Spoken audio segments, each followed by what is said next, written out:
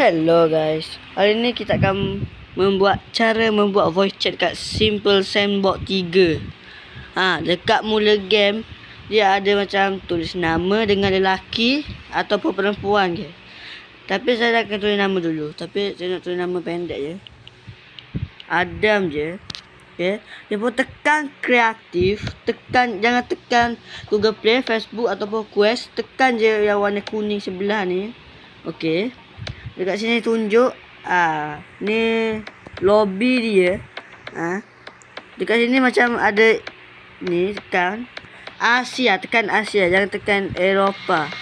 Tekan macam ada internet ni, tekan Asia. Tekan multiplayer. Okey, ni ada satu map. Tapi kita join dulu. Mau tahu dia orang, sebab ni ada iklan, kita skip. Okey, kita dah masuk dalam game. Tekan yang tepi emoji ni, tekan macam mikrofon. Okey. Tunggu jap, dia akan keluar macam ni. Korang kena tekan tekan atas sekali, jangan tekan tengah ataupun bawah sekali. Tekan atas sekali. Tekan benarkan. Okey.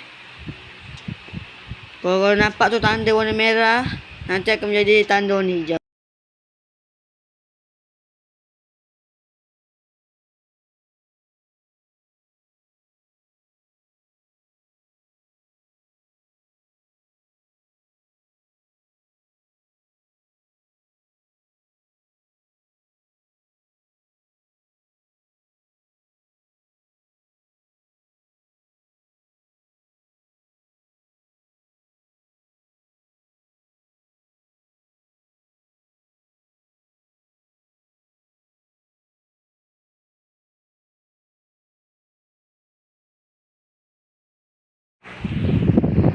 Okey guys, sampai kat sini saja.